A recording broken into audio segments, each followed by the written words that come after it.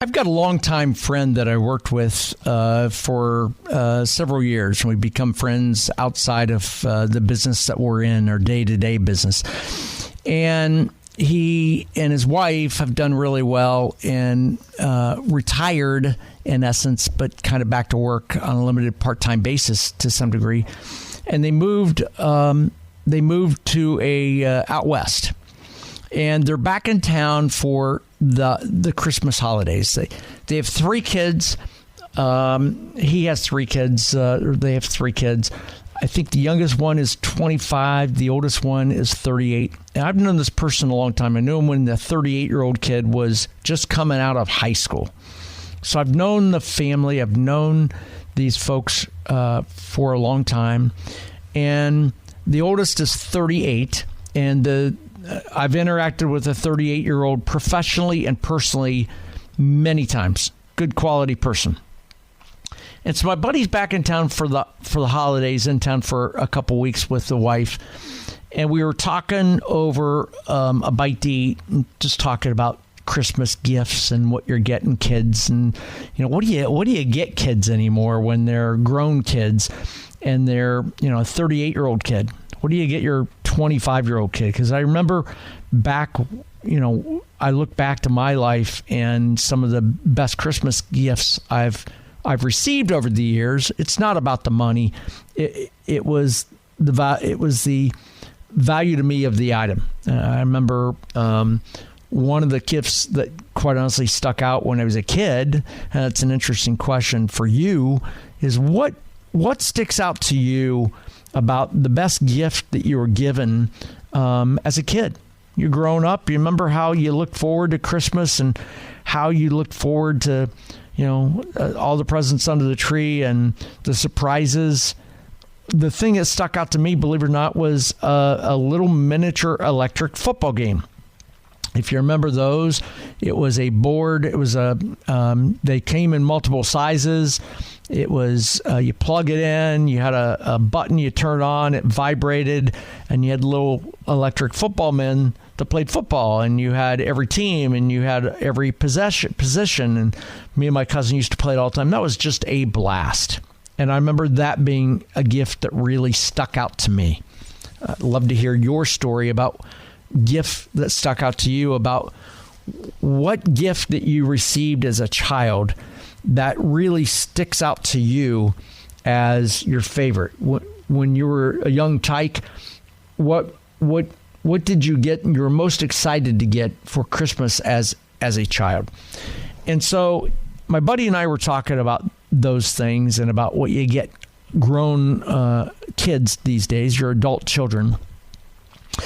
And he was talking about this product and what he's buying. And I said to him somewhere along the way, I said, wait a minute, the one you're getting, the middle child isn't that like cost more, a lot more than the oldest child?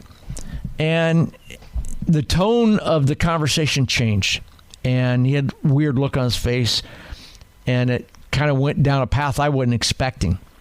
And he said, yeah, and we talked about it, and I talked about the price point. It was significant. And he said, you know what? He said, Jeff, I love all 3 of my kids. I love all 3 of them dearly. But you know what? I like this middle child more. Love and like are 2 different things. And he said, the oldest one doesn't interact with me at all, almost. And that went down a dark alley. It was like, what?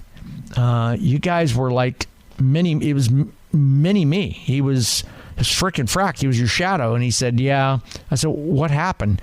And he said, Trump Derangement Syndrome. And I went, what? So he's got a 38-year-old son who won't talk to dad and barely talks to mom and won't see them while they're on the trip back into town because of Trump Derangement Syndrome. Now, you expect that in some households and some families. This was the last household and last family I expected. And I said to him, I said, really? And he almost got teary-eyed and said, you know what, let's leave that lie. He said, it's a real sore point, and I could tell it was troubling, so I didn't go there. But that's all he said. And it made me wonder how many families are really dealing with that. How do you know other families who are broken apart because of Trump Derangement Syndrome? My buddy isn't a hardcore Trumper, but voted for Trump because he likes the policies and all. So he's not a hardcore political guy, but he votes like we all do. And obviously the conversation with the family was about who you're voting for, and it went downhill from there because his son was adamant that Trump was the worst human being in the world, and anybody that would vote for Trump he can't associate with, even his father. What a tough situation that would put you in. So we started back to that conversation of, do you spend more on one child or another? And we had the conversation, and he went on to say, you know what? I love all three of my children, but they're, the oldest one doesn't associate a lot with us and won't barely talk to us and see us. And the middle one would do anything for us. I just have a better connection, likability, commonality, camaraderie with the middle child. And because of that, I'm more willing, more likely to spend a little more on that child. And he said, not double or triple. I'm talking 20, 30, $40. I'm not spending $1,000 on that kid and $100 on the other ones. But it made me wonder, how many people are like that? Do you know of people who are buying Christmas gifts for family members, and they love the family members, but they like a family member a little more than another one, and that will yield the spend in the wallet? I'd like to hear that story. Is that typical? Is that not typical? I got two girls, Danielle and Sydney. Wife does all the shopping for them, and she's very particular about being equal across both of them, about dollars spent. I'm sure it's not equal to the penny, but it's not far off that if we had to, we could have that conversation. But my buddy, it is that far off. It is that lopsided. So my question to you is, are you that scenario? Have you been in a scenario where you spend a little more on one child than another child, or a little more on one family member over another family member, just because of camaraderie, just because you like them better? Doesn't mean you don't love them all. It just means you have a better connection, right? You just have a better cohesive relationship. They're involved in your life a lot more frequently in a lot more ways than another person, which dictates the wallet. Is that the case for you or somebody you know? Because I'd like to hear that story and how that played out. My name is Jeff. It's Westside Jeff. You can hit me up at 800-288-9227. Again, the number is 800-288-WBAP. You can also hit me up across social media at Westside Jeff. Do you spend equal across all of your loved ones' Christmas gifts? Or is there somebody that you just like a little better than others that you spend a little more on, or somebody else you know spends a little more on? I'd like to hear that story. 800-288-9227. It's 800-288-WBAP. Be back in about 3.5 minutes. Take your calls. Westside Jeff in for Chris Crock on News Talk 820 and 93.3 FM WBAP. Westside Jeff in for Chris Crock. Chris is filling in for Casey this week. I got Chris's show sitting behind the mic. I'll be covering for Chris the next couple weeks also as he takes some time off here on WBAP. My story is simple. Born and raised up in the state of Ohio. It was Columbus, Ohio. Kind of fell into radio. I always wanted to be in the radio business on the other side from a sales and marketing standpoint, but fell into the doing on-air stuff. Happened to be the right place, right time. Never grew up wanting to do it, and didn't study to be a professional talk show host. I'm just a regular guy with an opinion. Program director gave me a mic and said, here you go. love talking about common sense opinion, and especially on talk radio about things that are evergreen, family issues in the house, things that affect relationships. And tonight talking about, in particular right now, Christmas. I remember as a kid growing up on the west side of Columbus, and I remember, as all kids do, looking forward to Christmas. And it made me remember, but I was thinking about today about my favorite Christmas gifts that I ever received as a kid. And the one that stuck out to me, and I still have it today, I actually got 2 or 3 of them, is the little electric football sets. I remember getting those and thinking, whoopee, I hit the jackpot. This is awesome. My cousin also got one, and we used to just get together over the weekends and play that game forever. I still have that electric football set. So it made me think, what were Christmas gifts for you? What was it for you that was what was a toy that you were the most excited to get as a Christmas gift as a child? What was your favorite or best Christmas gift or toy that you received as a kid? His name's Jeff. It's Westside Jeff. My number, 800-288-9227. That's 800-288-WBAP. Let's talk to Jim from Saginaw. Jim, thanks for listening. It's a Chris Crock Show. I'm Jeff. What was your favorite gift? Boy, do you mind if, because you've asked 3 different questions, do you mind if I start off with a more bah humbug and finish with a happier story? Yeah, hit them all, man. Hit them all. Okay. So let's start with the TDS, the Trump Derangement Syndrome. I've got a brother. He's a wonderful man, great husband, fantastic award-winning English teacher, but he's in California, and he never got off the Democrat reservation, intellectually speaking. And, I mean, he is just one of these guys who he's just a great guy, but, I mean, literally, when the subject turns to politics, he's like a cult member that you have just insulted his leader. Anyway, he lives in a beautiful home with his also liberal Democrat teacher wife in Central California in wine country, Paso Robles.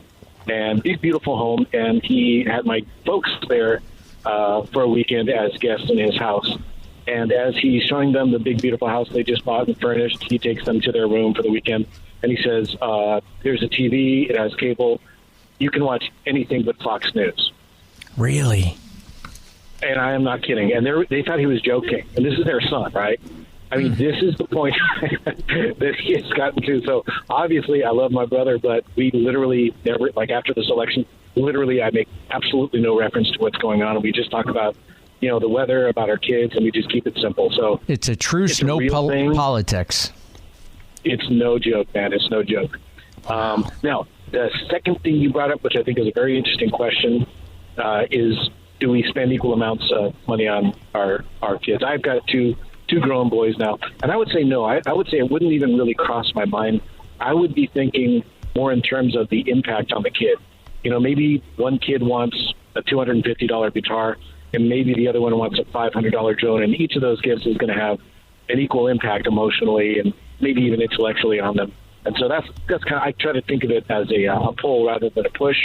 And so I think in terms of how it's going to impact the recipient. Jim, do the kids look at it that way, or do they one-upmanship? Like, that's $250 and this is $500?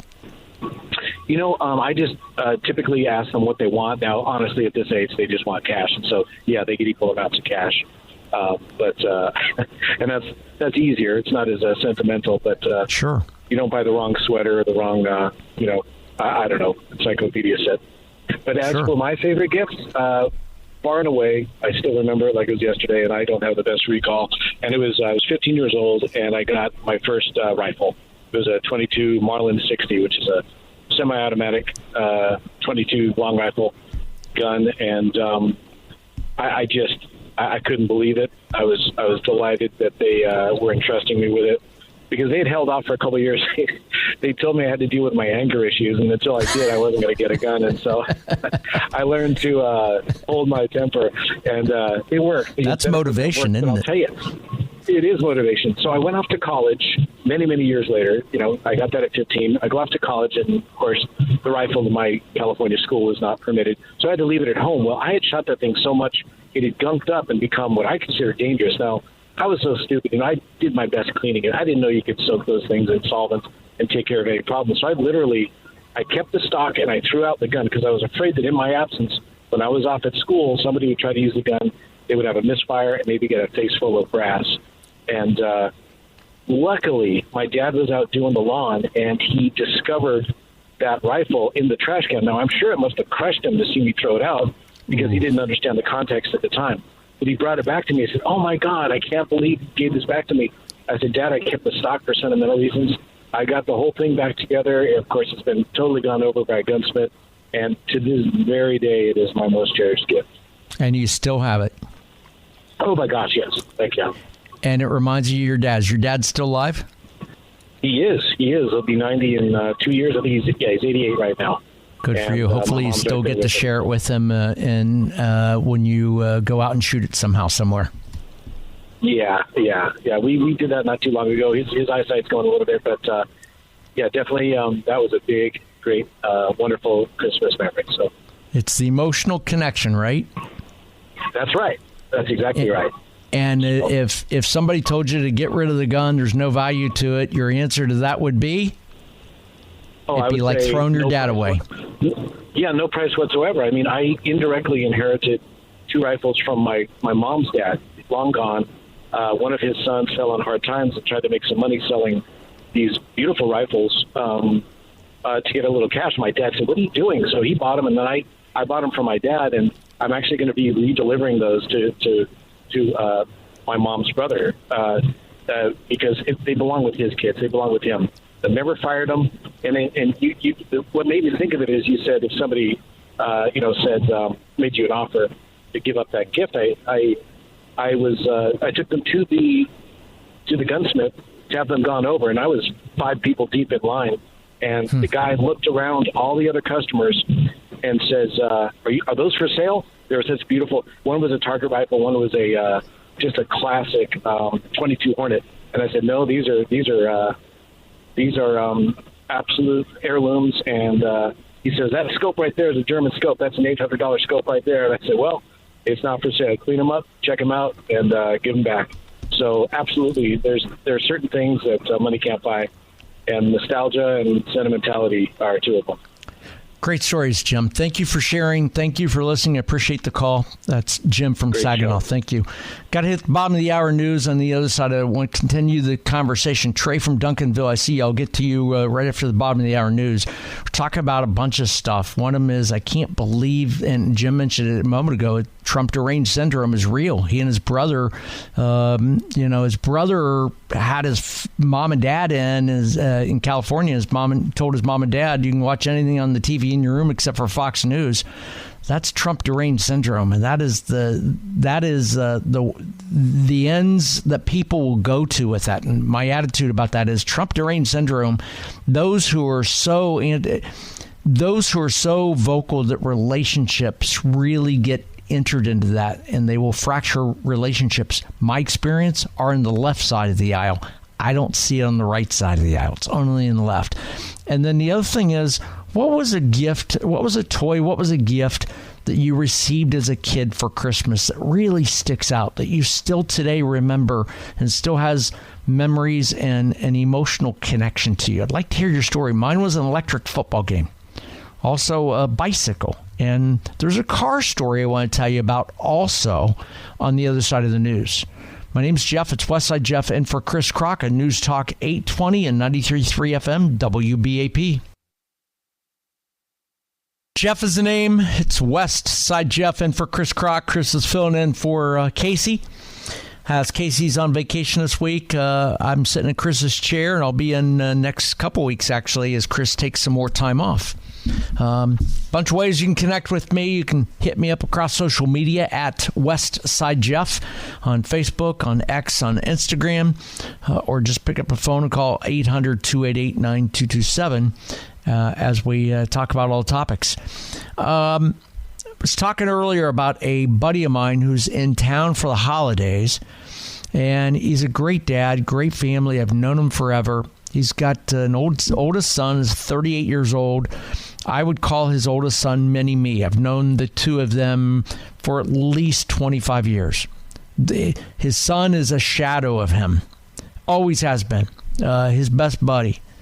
But we were talking yesterday about being in town and what he's going to do, and he talked about spending a little more money on one child, his middle child, than his other two children, and it's not because of love, but it's because of like. He said, I love all my kids equally, but the middle child's more involved in my life and more engaged in my life, and I talk to him almost every day.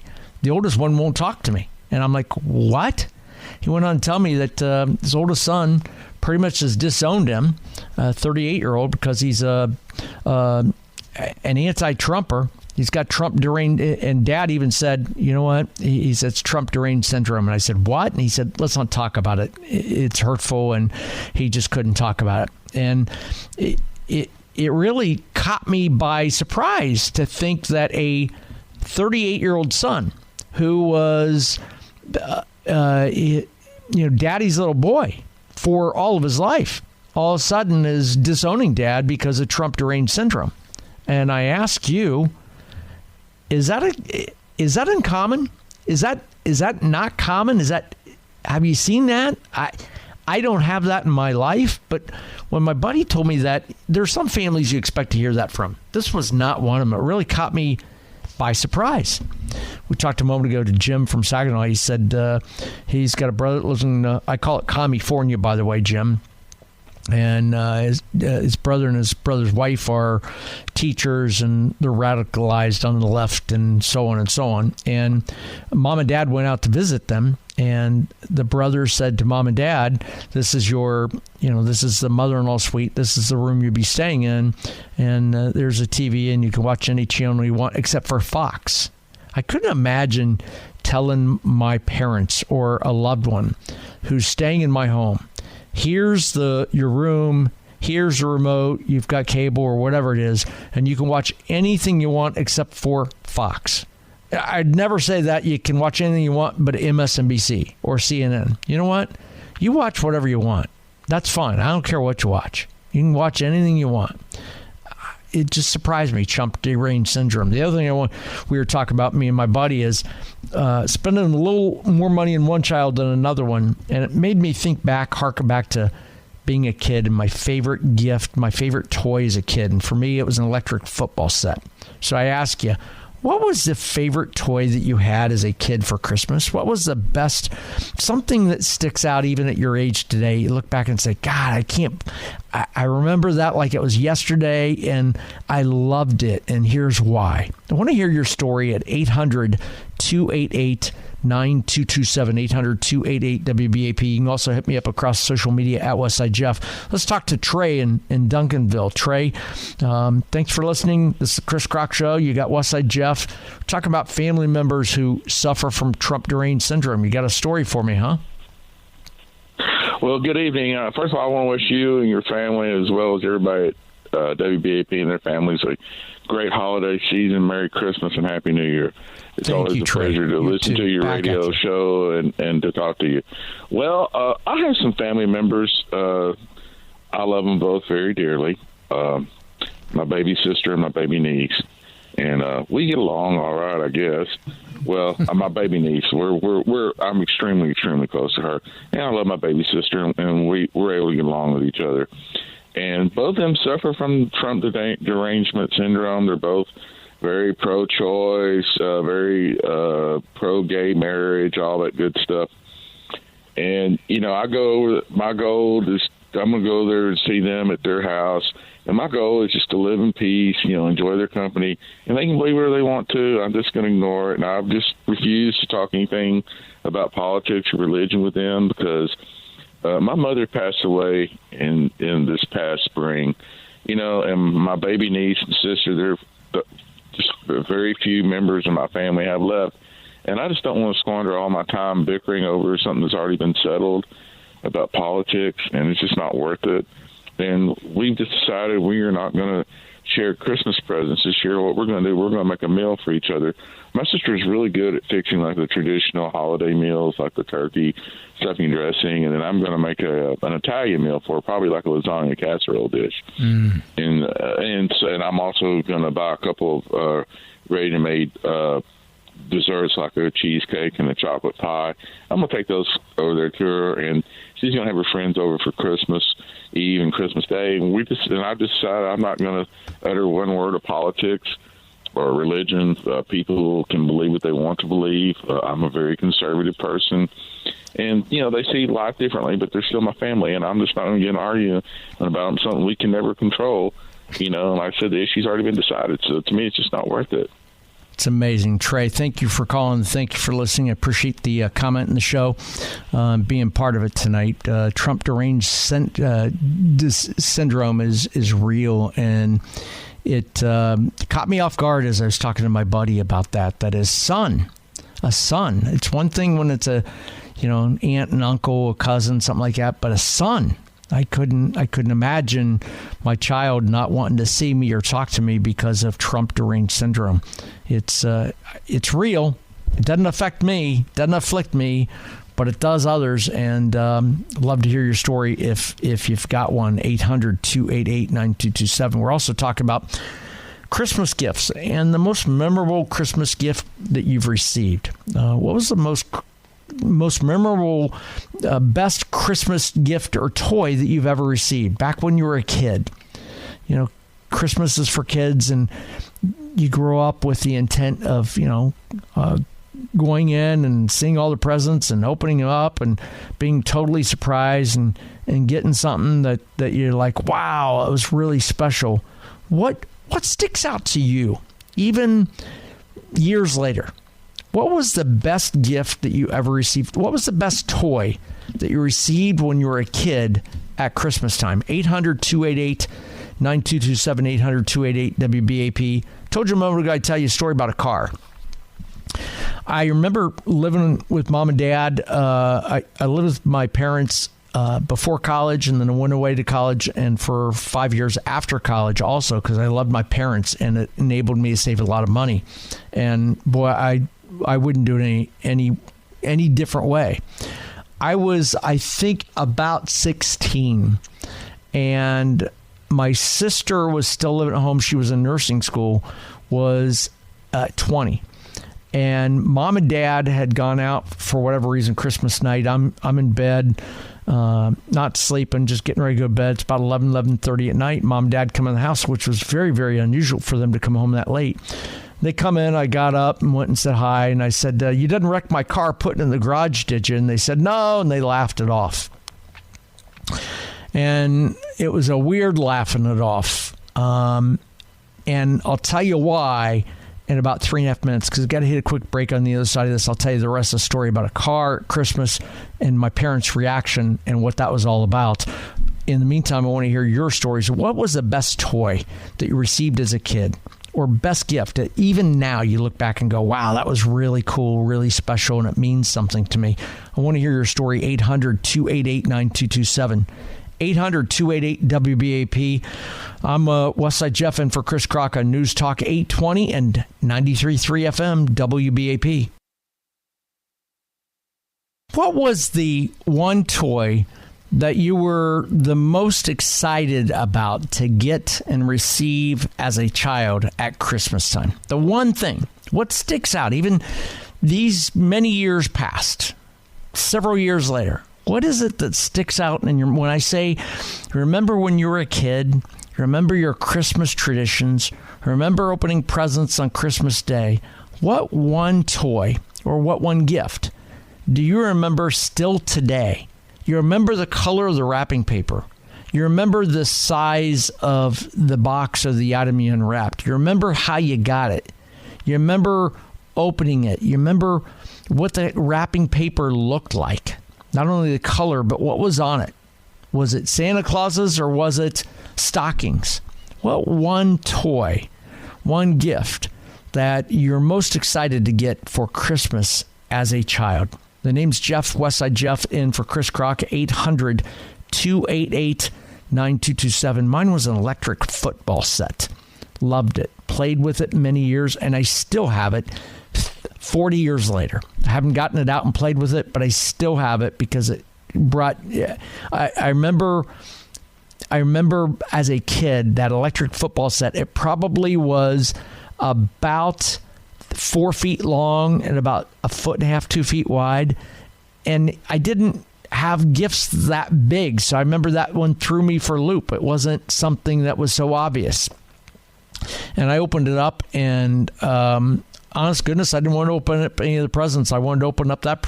Once I opened it, and on the wrapping paper, I wanted to open the box, plug it in, and play with it. And Mom and Dad said, "Hey, how about the other things?" I'm like, "I want to play with my football set." I remember that still. 800-288-9227. 800-288-WBAP. Westside Jeff in for Chris Crock. The other thing, as we get into Christmas, we talk about Trump Derangement Syndrome, really breaking apart families, and it's real. And I heard it yesterday from a friend of mine that told me he's in town for the holidays. His 38-year-old son won't see him, won't talk to him because of Trump Derangement Syndrome, and it really threw me for a loop. It's real. Love to hear your story on that. Let's talk to Chris in Keller. Chris, thanks for listening. This is the Chris Crock Show. You're listening to Westside Jeff on WBAP. What's your story? Yeah, I have a younger brother, and he's only 2 years younger than me. But, I mean, he grew up apolitical. He married a gal several years ago. She's not highly political, but she comes from a left-leaning family. And, you know, the run-up to the 2016 elections, they just became so, like, strongly charged towards the left-wing party. Like, you even try to have a conversation with them, and it's like spitting and like complete mania of how stupid we are, and we don't know what we're talking about. Here's 5 videos, watch these, then we can talk. And Really? It's all just liberal indoctrination, and they won't even talk to anybody in the family now because we don't agree with them. This is your brother? Yeah. And do you talk to him at all, or no relationship because of Trump Derangement Syndrome? No relationship at all since 2017. Wow. Unbelievable. Yeah, it's just, I mean, Trump Derangement Syndrome, there's no other, and I knew that term back in 2018. That might have been when it was coined. And it's just in the family. Everybody's like, oh, what's wrong with him? Oh, TDS. Okay, got it. It bears its ugly head at Christmas time and family get-togethers. Sorry to hear that, Chris. Thank you for sharing that story. It stuns me how real that is. 800-288-9227. 800-288-WBAP. What was your favorite toy that you received as a kid? Jim from Fort Worth, thank you for calling. I appreciate you being part of the show. What was your favorite Christmas toy or Christmas present you received? Okay, my favorite toy was, this is back in the early 80s, and I was about 10 years old. And my older brother, who was about 14, and I was like 10, we wanted an Atari video console. And my parents said, no, we ain't going to get it, because back in the 80s, there was only one TV, and that meant my dad was going to watch TV. I remember him. I had one. Yeah. So when that got opened up, I had already left the Christmas gift opening ceremony, and I was upset. And my brother said, "Hey, Jimmy, come in here, find out. Look at this.